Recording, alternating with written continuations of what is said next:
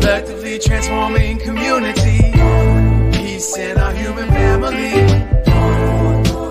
volume of unity, divine light shining individually, collectively transforming community, peace in our human family.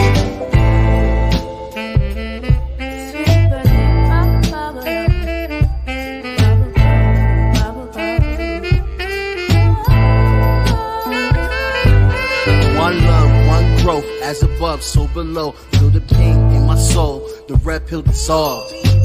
Organized, no matter the cost. Politicians starts wars, they don't fight, they sit in the pause. And nothing lasts forever as long as we stay together. Give hell to the masses, watch the unity rapture. This is for the kids and the culture. It's one love, one growth, one light, light warriors. Hey, Peter, what's going on? Hey. How you feeling?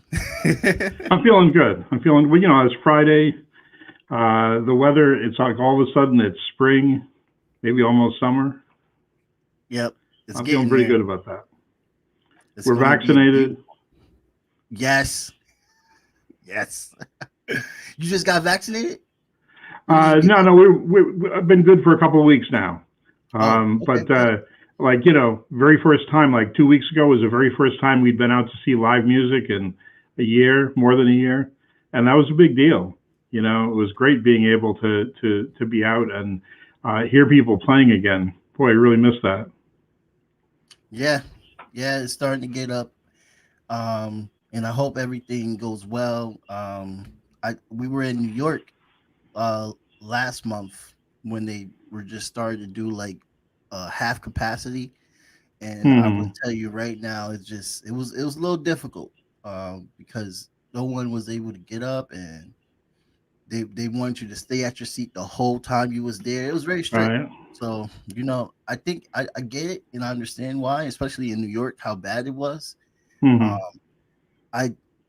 sad part is though, like, honestly, like, if we didn't have, like, I would say the freedom rhetoric, we probably would have did a lot better, because it was just basically off of everyone's personal decisions. And yeah, I mean, we could have been done with this. We could have been done with this 6 months ago, 9 months ago, if you know, if everybody had taken it seriously from the beginning, if the government had taken it seriously from the beginning, if they'd given us the things we needed in order to get through, it could have been done a long time ago. Yeah, man. And you see countries like New Zealand and Vietnam just got it all in control and everything. It's set an example. I just hope that, I don't think it's gonna it's gonna get everybody to realize, but I hope that majority of Americans see this and understand the importance of just, like, you don't have to push the freedom ring bell all the time. Like, you have to just be responsible, and it's important for your life and your family's life and all that stuff like that. Well, you know, one of the things that made me think about is that in the United States, we really haven't thought about public health in a serious way for a long time. Public health, you know, making community-wide decisions about what's going to be best for the health of the community, you know, and not making like selfish individual decisions.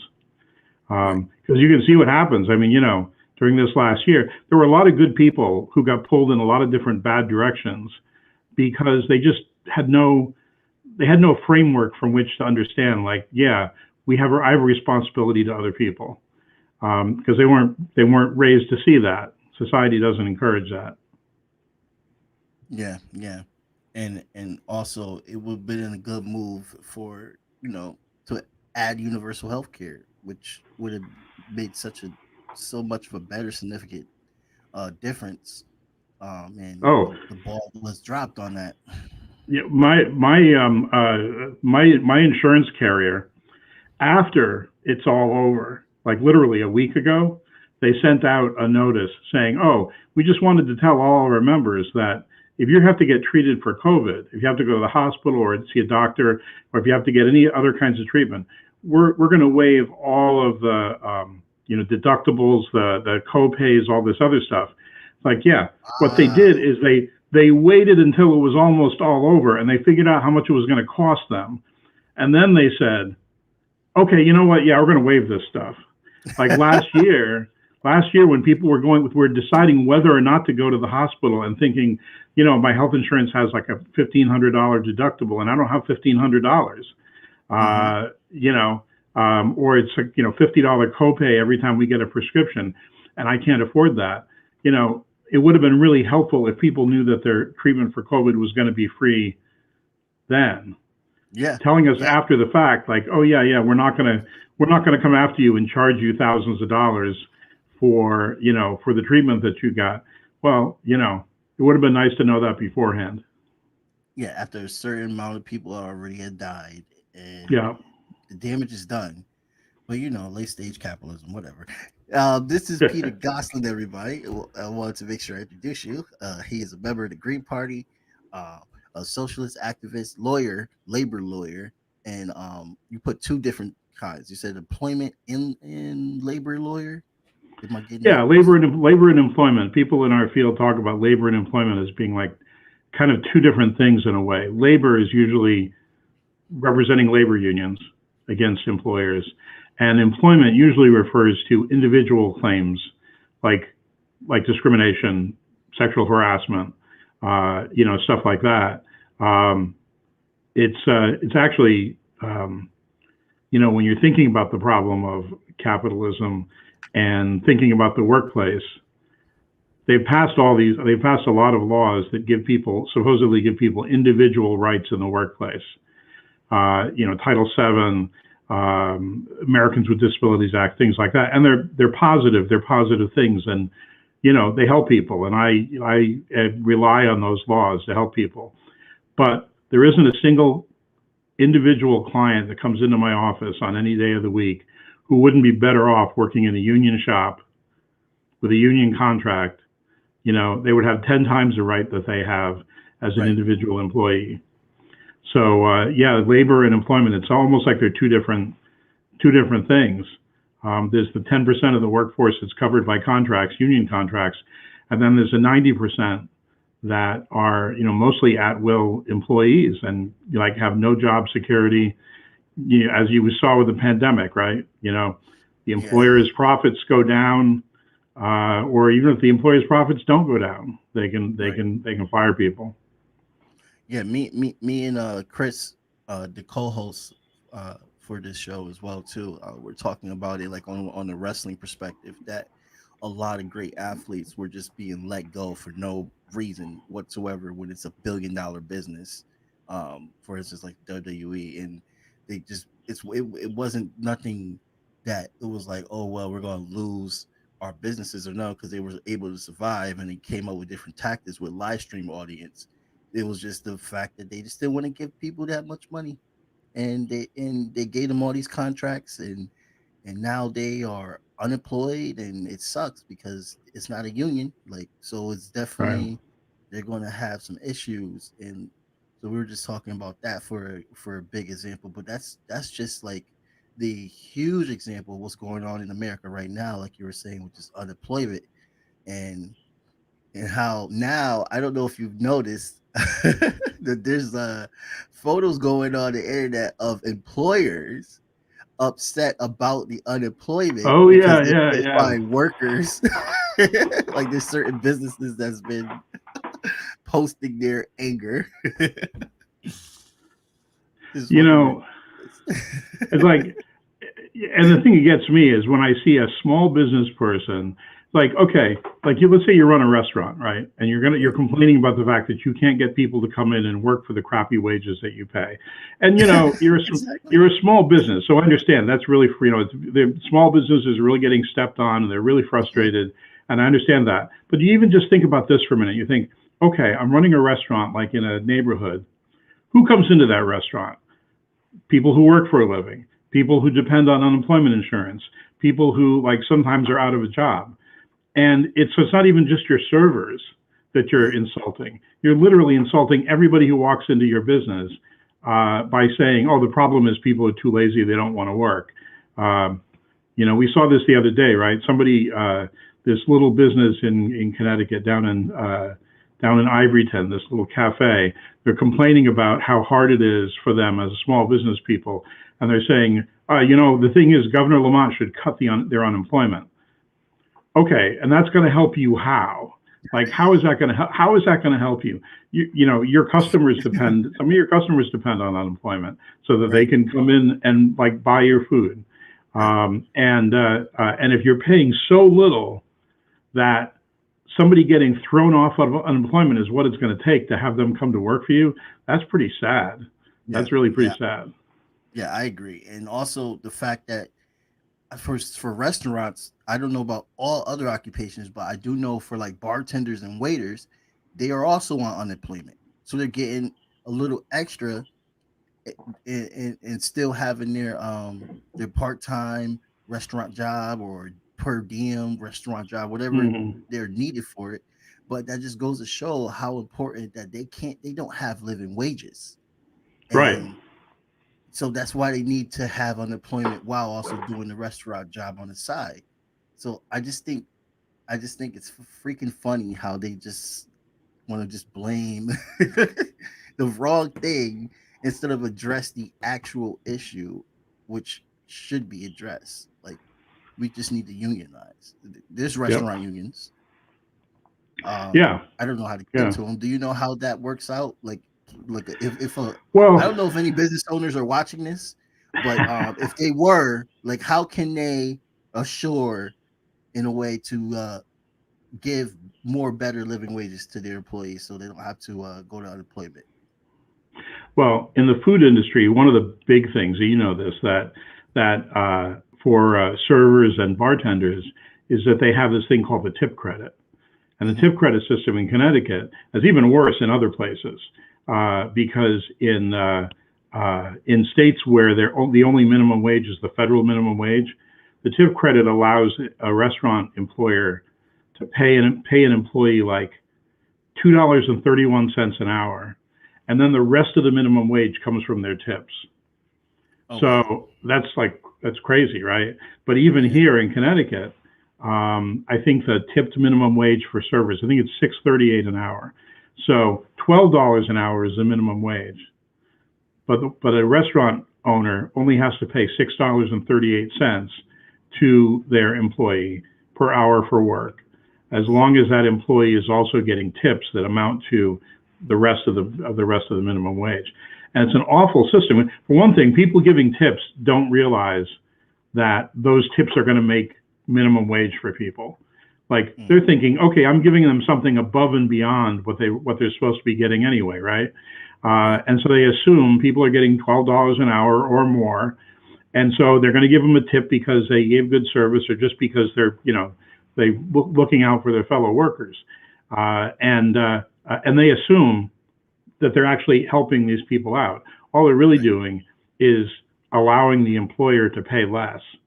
And that system needs to change. That's one of the things we learned from the pandemic. That system does not work. That has to be eliminated. We have to have universal minimum wage for everyone, and it has to obviously be a hell of a lot higher than it is now.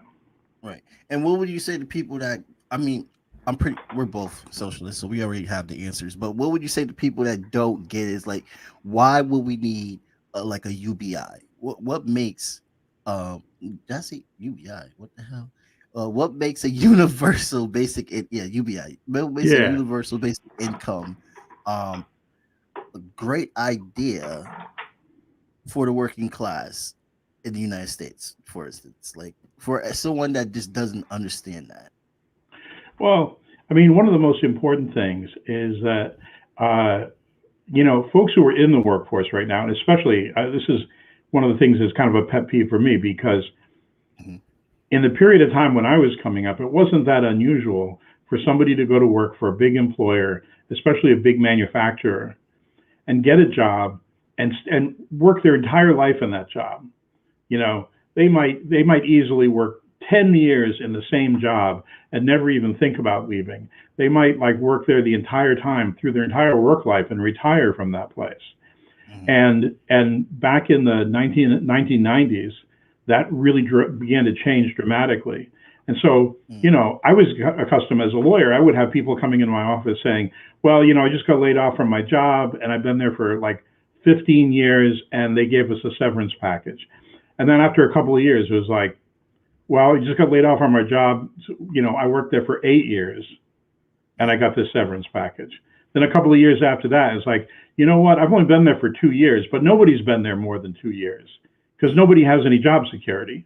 The old days when people worked in a job for a long period of time and had job security and felt safe and felt like, okay, I know how to put aside money for my retirement. I know how to make plans in case I get sick.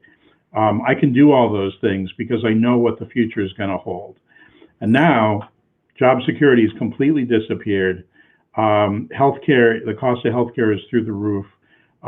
Most of the old-fashioned pension plans that paid people a pension are now 401ks. So even if you're lucky enough to have a job with a pension plan, as a 401k, all it does is just pay you back the money that you paid into it. Right. And it's never going to be enough. It's never going to be enough for you to retire on. Meanwhile, all these other government benefits like Social Security hasn't gone up in years. So yeah, it hasn't. It's like we're just all inflation is. Yeah, and right, exactly. Prices go up, okay, but all of these things are about like the lack of security that the workplace has these days. So if we had either any of these things, right? If we had universal health care, universal single payer health care like Medicare for all, or if we had a universal basic income, or guaranteed benefits when you lose your job, regardless of why you lose your job. All of these things would give people a stronger sense of security. And of course, also if there was like, if Social Security was something you could actually retire on, or if you became disabled, you'd actually be able to live on Social Security disability. I mean, right now, the amount that people get for that is a joke. It's nowhere near what they need to live on. So people have just this tremendous sense of like, on any given day, something could happen. And, I could be out on the street. I could be evicted. I could be out on the street. I could be living in my car. I wouldn't be able to pay my mortgage. I might have to file for bankruptcy. People are carrying that around with them all the time. And, one of the things that, during the pandemic, people finally started to talk about the idea of like public mental health care and why that's important. The number one thing you could do to improve the mental health of working people in the United States would be to give us something like either universal basic income or universal health care. Because it would be like, you know what, now I don't have to worry about this anymore. Now don't always have to worry that I'm going to suddenly lose all this, everything I have, or that I'm never going to be able to get ahead. Those would do more to help people's mental health than just about anything else I can think of. Right. I'm not a mental health expert. So, but while you're saying that, I was thinking, I'm like, what the hell would they tell them if someone comes up and be like, look, I just got fired from this job and my second job. They both let me go. I got 5 kids. Well, I don't know what to do. What can I do? Well, maybe you should breathe. That's right. That's right. Exactly. Right. Like, because I'm not right trying now, to come at anybody, but I'm just thinking, like, what in the hell are they going to tell these workers when shit like that happens? Yeah, because it's just like in the same way that healthcare is individualized. There's no public health care. Whether or not you make it, whether or not you can pay your rent is a matter of whether or not you individually are bringing enough money. There's no guaranteed basic income or any other benefits that help people in that situation. And mental health is exactly the same way. Mental health in the United States right now, it operates within its capitalist framework, this like selfish framework that says, okay, mental health is about what's going on in your head. That's all it has to do with. It doesn't have to do with your material circumstances. It doesn't have to do with, things that are affecting your neighbors or your neighborhood or where you work. So, somebody goes to work and they work in a horrible environment with like somebody who screams at them all the time. Like you said, they go to the therapist for help, and the therapist says, "Learn how to breathe." Like, well, how about like teaching my boss not to scream at me all the time? Like that would be Right. really that would help my mental health a Right. whole hell of a lot. And that's one of the biggest reasons why people leave their job. I have had Yep, multiple jobs absolutely. before I got hired at the Yale Hospital or working at Life My Days. Shout out to Life My Days. Boo, boo, boo, boo. But before I got those two great jobs. I have worked on and off in so many restaurants, did so much catering, ridiculous. And the reason why I left, thank God I'd never been fired, but reason why I left and took that chance to try to find something else was because the management was trash Oh yeah, and yeah. rude as hell. Like I could tell you stories upon stories. And it's You know, just off of that experience. It's like I can't imagine how people feel. Like people don't want to deal with this abuse, and that's right. and if they don't, and even if they have no choice but to, like that's the most toxic situation to be in an environment like that 24/7. Like I've seen people work in lousy jobs for years because their coworkers were really good coworkers because they really got right, along and they really felt they could count on them. um, you know, uh, that's something that could make it possible to deal with really bad circumstances. But a bad boss, somebody who's abusive to people, talks down to them, disregards the things that they need in order to be able to do their job, and to feel like they have some dignity at work. That's one of the main things that gets people. And I think it's one of those things that back in the day when somebody could say, "Yeah, I got a crappy boss, but you know what? I have good pay. I mm-hmm, have job security. I've got mm-hmm, benefits. I get to go on vacation for like 2 or 3 or 4 weeks every year. Um, you know, mm-hmm. I know that I've got a pension that's going to be enough for me to live on when I get retired. When I retire, I know that if I get married and have kids, I'll be able to send them to college. If they had all those other things, yeah, maybe you could put up with somebody who like working for somebody who was a prick, right? But You're absolutely right because but if I you see got that a none of lot those at the things, hospital.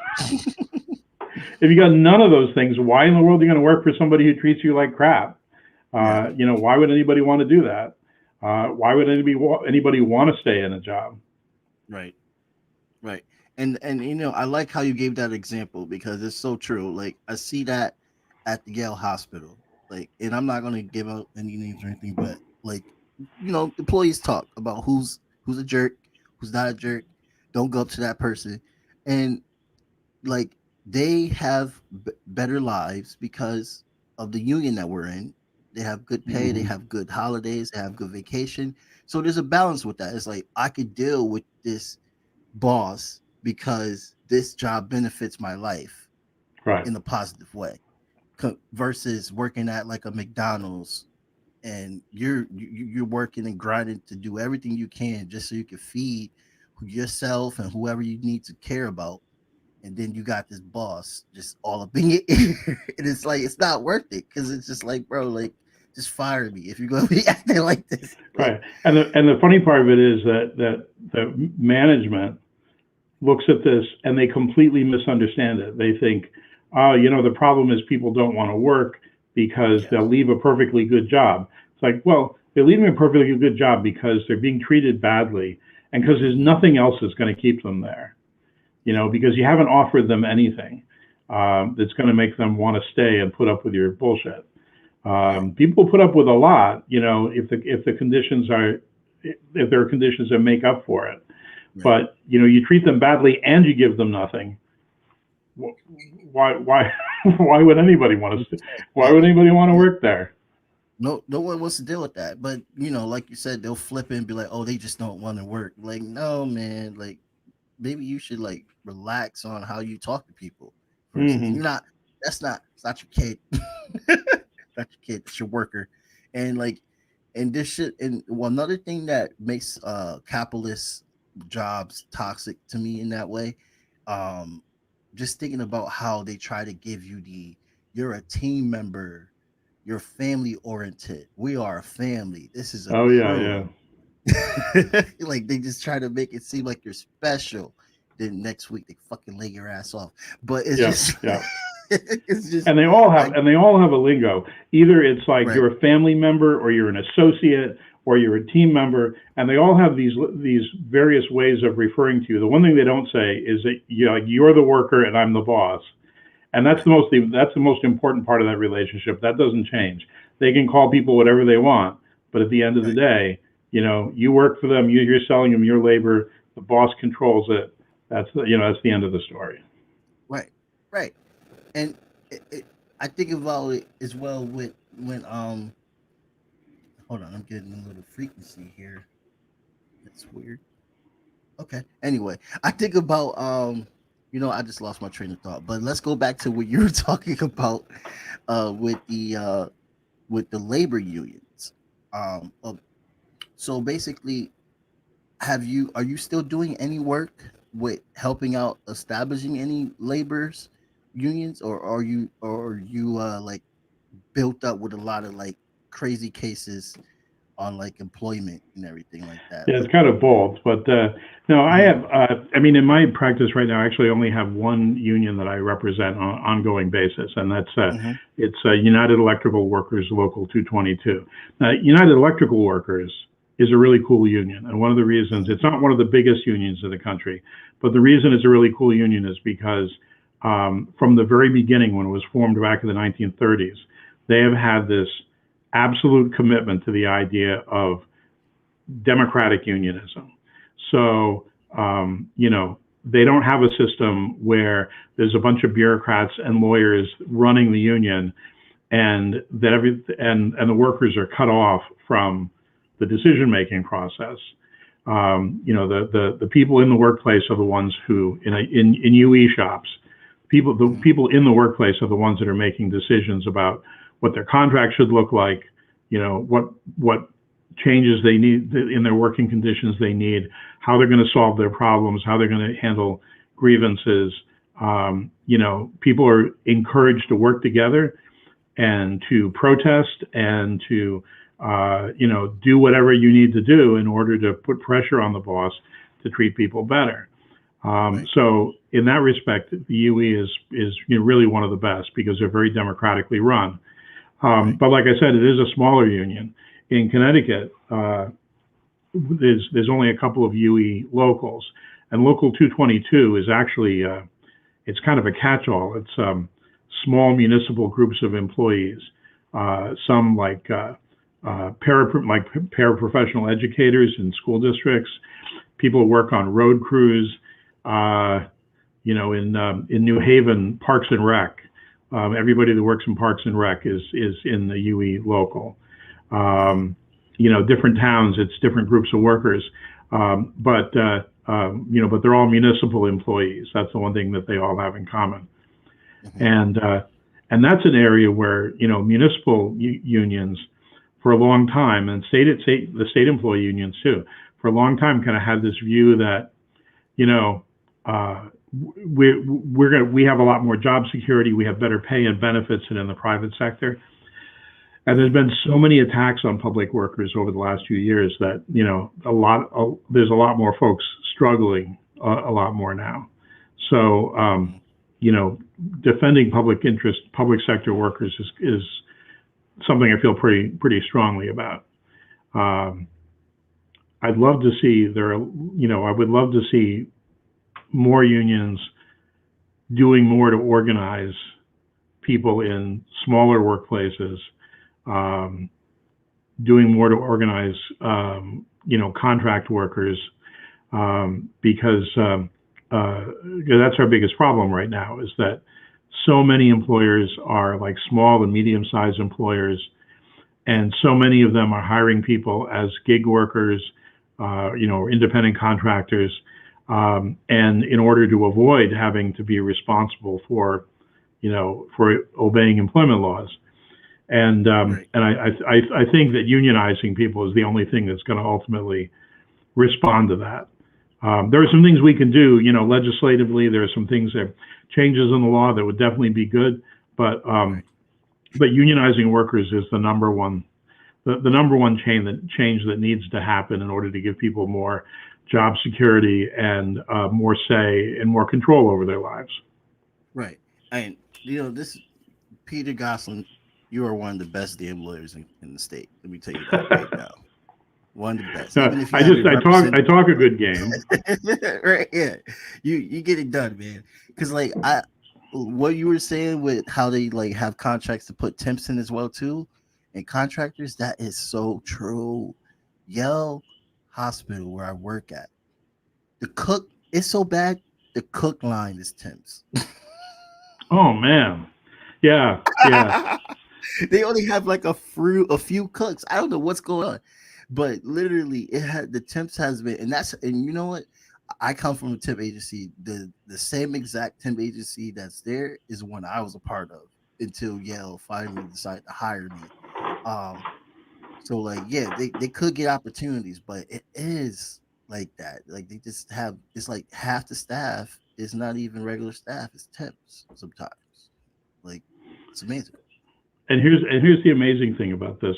This was something that really started to speed up a lot around the time when I was first in law school, actually, and I worked with a law professor, doing some research on this, on the increase in independent contractors and temp workers, and that was in the mid to late 90s. And then there was a period of time after that where things kind of rolled back. But from the beginning of the recession in 2008 up until now, the percentage of the workforce that's being hired as contingent workers or temp workers or gig workers or independent contractors is totally through the roof. And what's so crazy about it is when they came up with these categories like independent contractors or temp workers, the idea was, well, there are circumstances where it doesn't make sense to hire somebody as a full-time permanent employee, either because of the nature of the work, like maybe they're doing a specific project for you and that's all. So you're going to hire them as an independent contractor, or maybe you're going to bring them in during the busy season because there's 2 months out of the year where, your place goes period before Christmas, you're working in retail and place goes crazy. So you have to hire a bunch of people who are temps. That's the way it used to be. But now, even a place like Yale New Haven Hospital, big money maker, making money hand over fist, and yet they will have, line cooks who are temps. I mean, that's crazy. That doesn't make any sense. That's not what temp workers were. That's not what that whole category was designed for. But it's become such a big part. And the same thing with, people working for Uber and Lyft, as drivers, people doing the food delivery thing. And a lot of people have been doing that during the pandemic. These didn't used to be jobs that you did a couple of hours a day as a second or third job. They used to be real jobs that people did all the time. Taxi drivers, for example, right? You notice that were the taxi drivers unionized? Well, that's an interesting, because that's the funny part about it is in Connecticut, there have been a couple of places where taxi drivers were unionized. And in fact, at one point, they tried to unionize taxi drivers in Stamford, and I believe in New Haven as well, one of the New Haven taxi companies. This is some years back.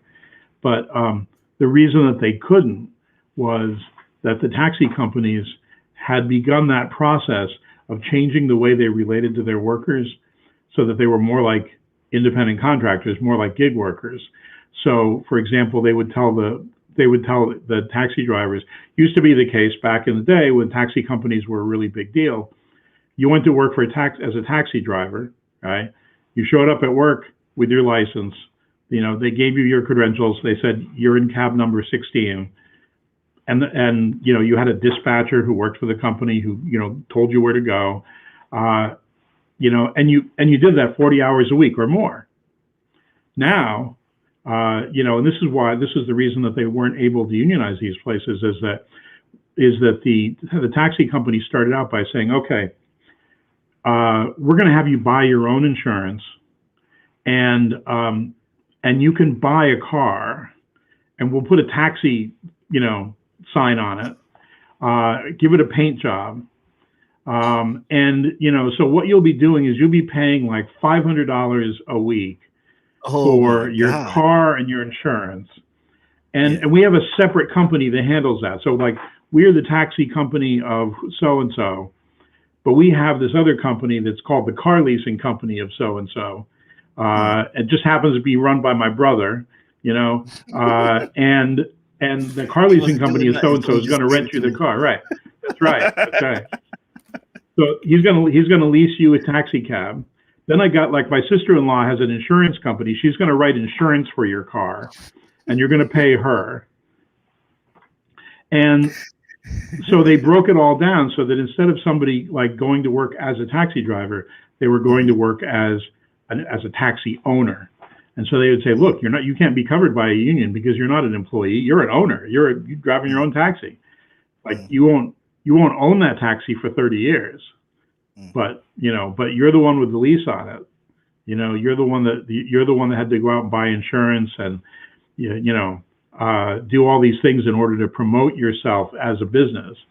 And that continued for a long time. And then finally, some smart rich people said, hey, why don't we set up companies where we don't buy any taxis, and we don't buy any vehicles, and we don't have any employees. We just have independent contractors who take their own car with their own insurance, and we pay them a portion of what they, of the cost of the ride. So now we've got thousands of people working in these gig jobs that, no job security. If you can't work, you can't get unemployment. If you get in an accident, you're not going to be covered by workers' compensation. You have none of the benefits that are associated with regular employment. And so every single day, you've got to be out there hustling like it was the first day on the job. Right. So it sounds like to me, and I'm just thinking about this because I've been an independent contractor with a few different jobs. Independent contracting is the current greatest scam in American history right now. It's Absolutely. And it's perfect and good for business for like billionaires to get this, because you see Uber, like they went from just like a small little company to now they're like the biggest damn thing since sliced bread, basically. Oh, yeah. And I noticed in New Haven that there has been talks of unionizing. Yes. Do you know anything about the unionizing movement? For Uber? I know some of the folks who have worked on that campaign. There's some of the legal people who've worked on it, it's part of an effort that's really going on all over the country. There in most big cities, there are people who are trying to, in spite of the fact that right now, these drivers for Uber and Lyft and these other companies, right now they're all being treated as independent contractors. Technically speaking, that means they can't organize a union as we traditionally would think about a union. That's why it's the greatest scam. No, exactly. That's exactly right. The employer doesn't have to follow any employment laws. They don't have to pay Social Security. They don't have to pay employment taxes. And they can let people go at any time. And just say, we just don't want you here anymore. And there's no job protection, there's nothing. But in spite of the fact that technically these people are independent contractors, people have been trying to organize unions and worker associations for people in this industry. And what we think is that eventually a combination of organizing these gig workers and bringing about legislative changes, eventually we're going to be able to create a situation where there's some system of rights for people in these jobs, whether they consider them, whether they classify them as employees, or whether they continue to classify them as independent contractors. They're going to have to afford some sort of basic set of rights to everybody that works in the industry. And that's what a lot of this organizing is about. So if we can get some judges, and there have been some cases where this has happened, if we can get some judges to agree, for example, that like Lyft drivers are actually employees, that they're not really independent contractors, and if we can develop some workers associations of gig workers, and if we can bring about some legislative changes that help to protect them, we could really change the face of that industry. But we're literally fighting against a class enemy, right? I mean, their whole take on it is, the boss's take on it is, they want you to have as little security as possible.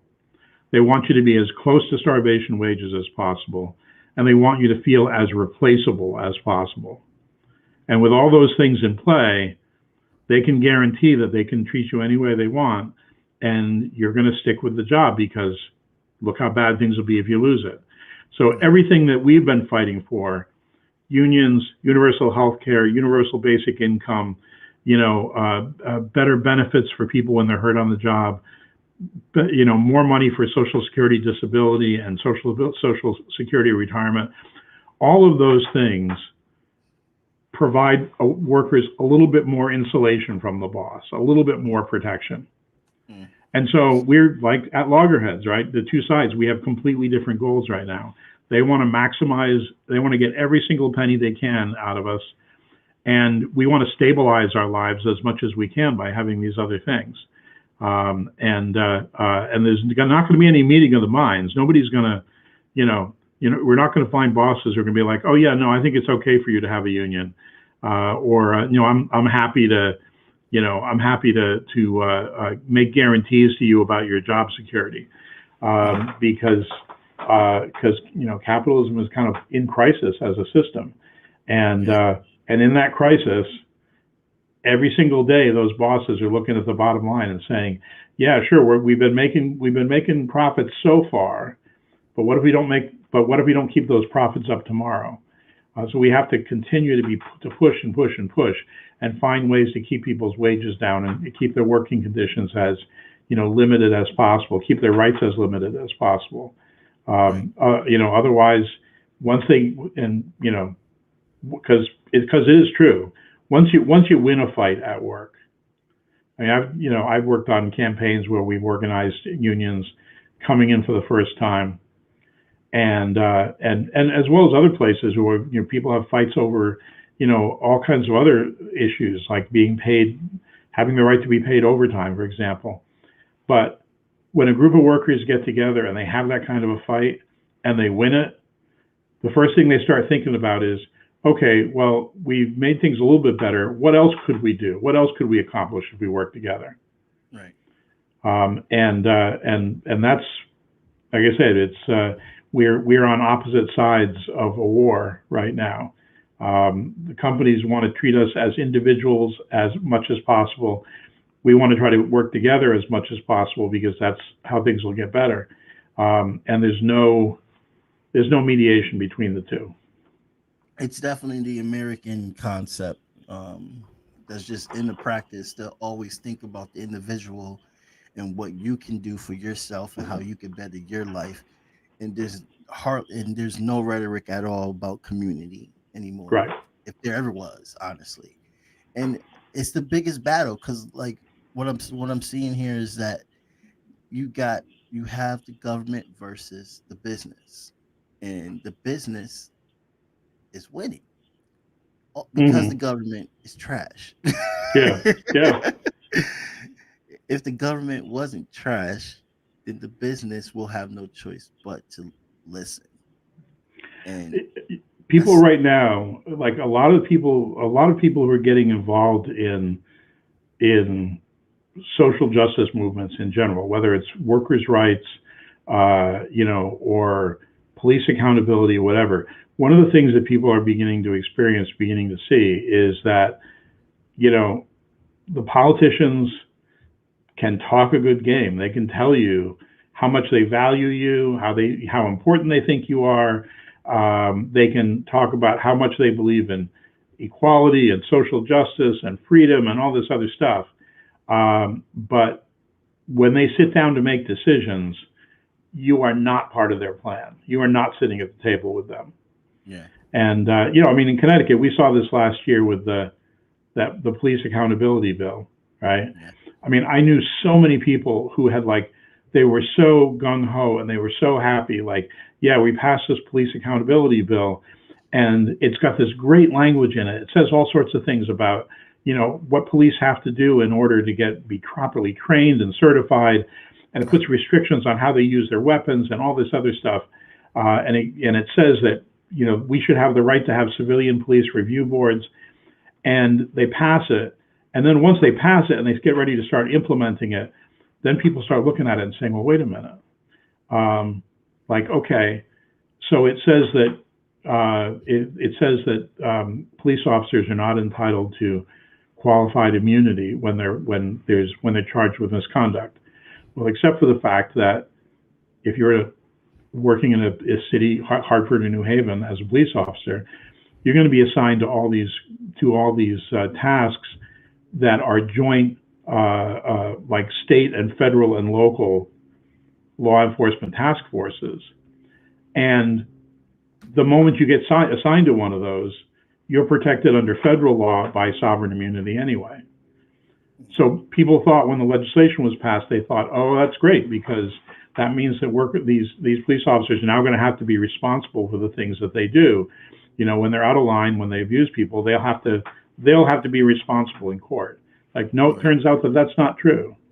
Turns out that most of the things that people thought that this bill was going to accomplish, I mean, we've seen in the last year, nothing's changed, and it's getting worse, if anything, right?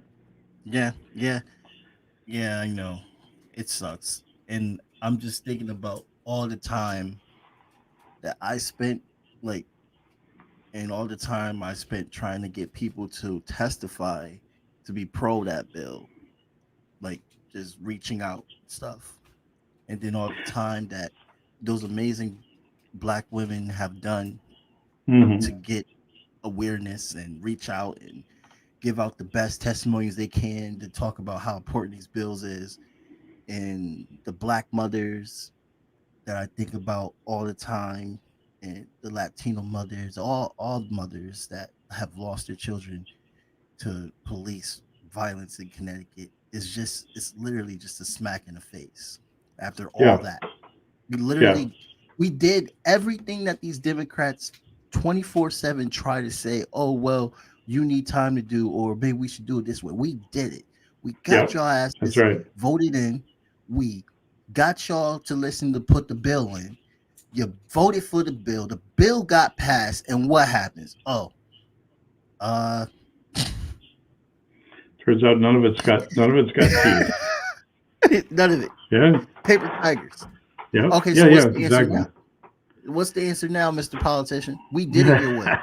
You gonna shut up? You gonna shut up and do it our way now? But what do you want? What the hell did we ask for? What did we ask for? Well, I tell you, my belief, and I think, this is not something I claim to be an expert about, but it's my personal belief, is that we have to start looking at the idea of having broad political organizations that represent working people, that take up these issues and fight for these issues. But we also need to start thinking about how we're going to replace these politicians, and not just replace them with the next generation of the same old thing, but actually replace them with people from the movement. When I see people who worked on the issue of police accountability over the last year, there are a lot of rank and file leaders who should be the ones representing their communities, not these professional politicians. Right. And, as it stands right now, with a few exceptions, right? I mean, there are some people, we know, you and I both know, who are exceptional, right? Yep. Brother Holder Winfield, right? Is Robin Porter. Yeah, Robin Porter. You know, and then you know, people who have become real activists like Justin Farmer in Hamden. You know, who are really doing the work. Those are the people who should be holding these. Those are the kind of people who should be holding these positions. Instead, we have people who are career politicians. Their goal is to get elected and then get elected to something else and then get elected to something higher up, and that's their goal in life. You know, but that's because they belong to a political party that rewards that. That says, look, you know, the higher up the food chain you go, there are people who are going to give you money. They're going to give you even more money. There are going to be people who are going to, you know, sure, they can't just bribe you, but they can pay for your trip to Israel, you know, so you can so you can spend a month on vacation and come back and write a glowing report about how great Israel is. You know, Yep. So many thoughts, but this leads. So we have about like 10 minutes left. So I wanted to ask you the big question. You ready for the big question, bro? Big question. All right. Yo, are we coming after William Tong again for the Attorney General office? Are we doing it? We doing it again? Yeah, you know, it's possible. It's possible. You know, the last time around in 2018, when I ran for Attorney General, we got about 15,000 votes, yep. Which, you know, was not a lot. I mean, it's like only a little bit more than 1% of the people that voted. So it's not a big deal in and of itself. But the flip side of it is we spent virtually nothing on the campaign. Nothing. And this was 2000. What's that? We didn't spend anything. I remember that. There was no. Yeah, that's right. I mean, it was like really, it was like, you know, virtually nothing. And it was 2018, so it was like, you know, good to obviously more than 2 years before the police murdered George Floyd. Politically, we were in a really, really different place, and I was going up to organizations in every community, not just urban organization, right. You know, organizations in urban communities or in the Black community. I was going to like all white political organizations and saying, you know what we have to do? We have to make the police accountable, and we have to make the Attorney General's office able to enforce civil rights laws against local police departments that abuse people. Right. And you know, that was not a tremendously popular message in 2018. There definitely were not as many people, you know, we didn't have a lot of people in the street pushing for those kinds of things at the time. Right. I think if not just me, but anybody running the same kind of campaign in the future, with the movement being what it is right now, I think the dynamic could really change. And I don't know that it's necessarily going to be me, but I will say this, that you know, strategically, one of the things we talked about a lot in the Green Party over this last year is that 2022 is going to be the year that we're going to run a statewide slate of Green Party candidates. That means governor, lieutenant governor, secretary of state, attorney general, you know, all down the line.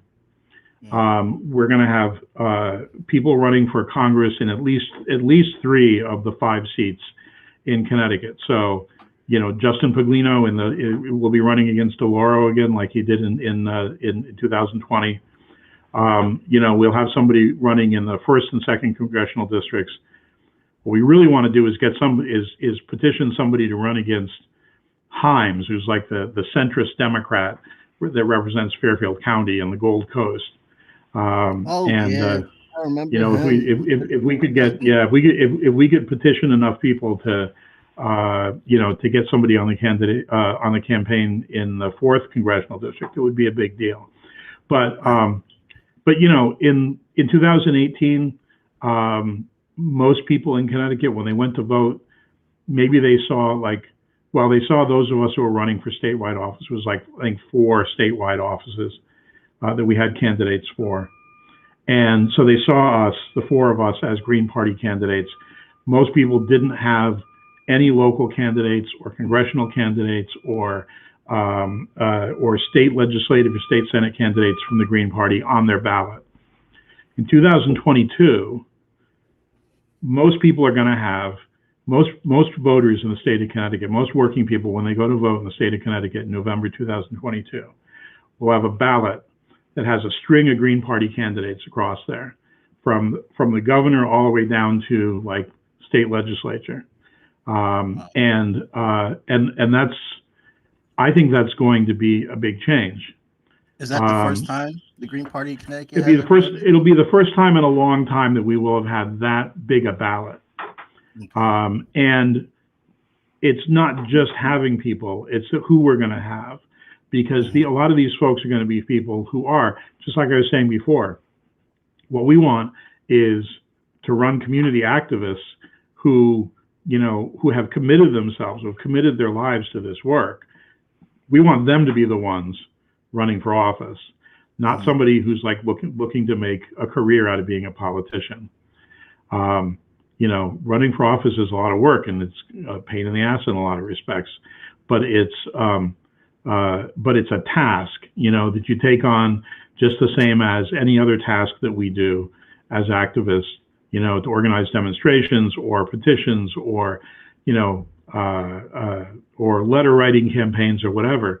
Running for office is the same kind of thing. And we have to get more of these, more activists on the ballot, so that people have some real choices about who they can vote for. If we can convey the message that there's a party on the ballot that you can vote for that represents the interests of working people, that represents the interests of peace instead of war, and that represents the idea of, a livable future for the planet. People who are committed to these things and committed to social justice, committed to human equality. If we can get people used to the idea that we can put those people on the ballot, I think it's possible people might actually decide that politics is important. They might actually, say, hey, I would go out and vote because I have somebody I can vote for, actually believe in, who actually stands for something. Right.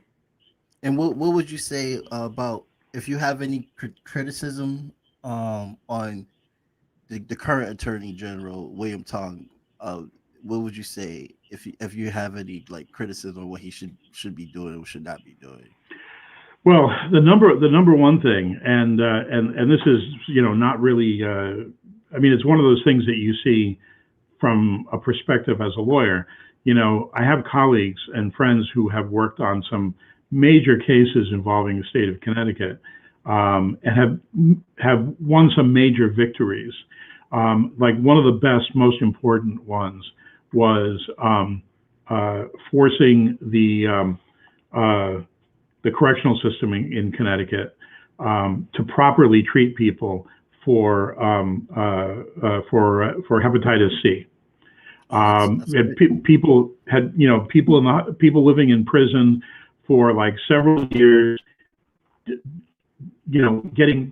showing symptoms, their health deteriorating, getting to the point where they have like irreversible liver damage, all these really horrible conditions, just because the prison system doesn't provide adequate health care.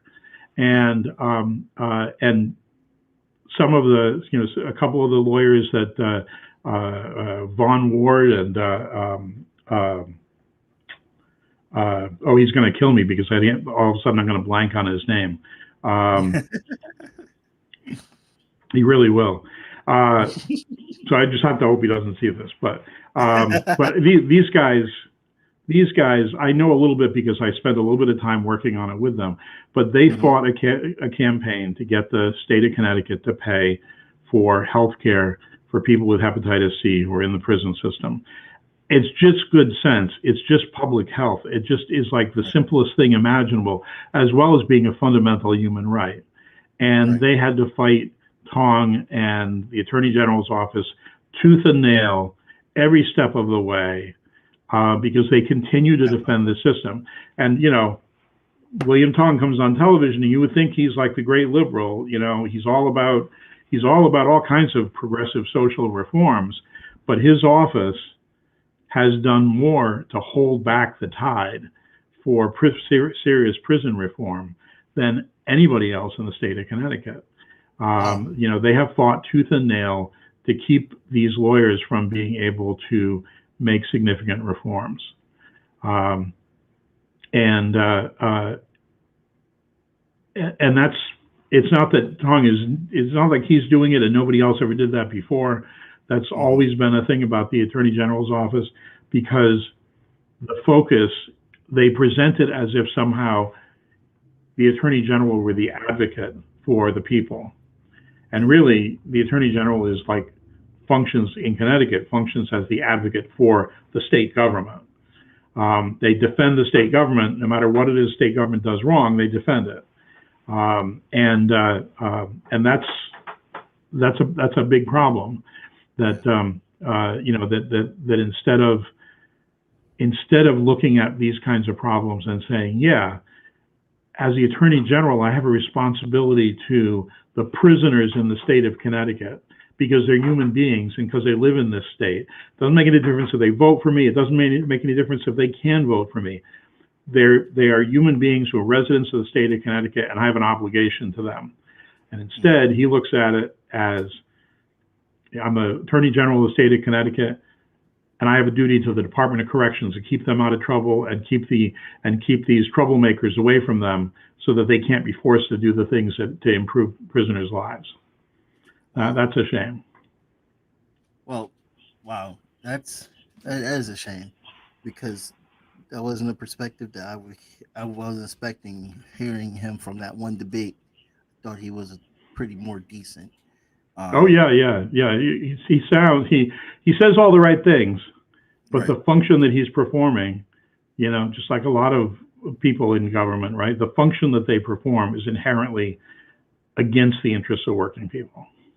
Yeah.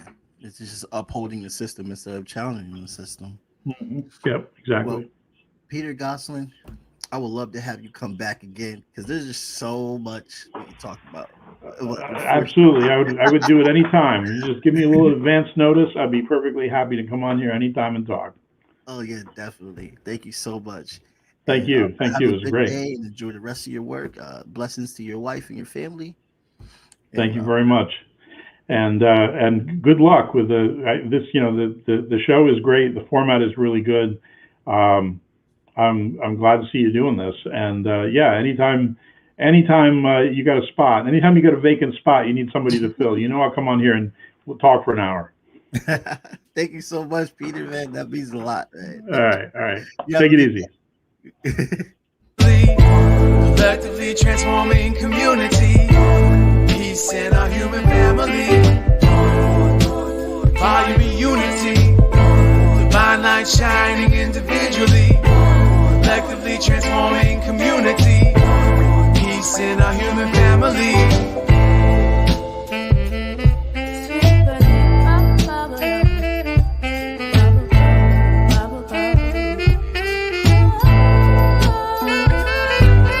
One love, one growth, as above, so below. Feel the pain in my soul, the red pill dissolved. Organized, no matter the cost. Politicians start wars, they don't fight, they sit the poor. And nothing lasts forever as long as we stay together. Give hell to the masses, watch the unity rapture. This is for the kids and the culture. It's one love, one growth, one light, light warriors.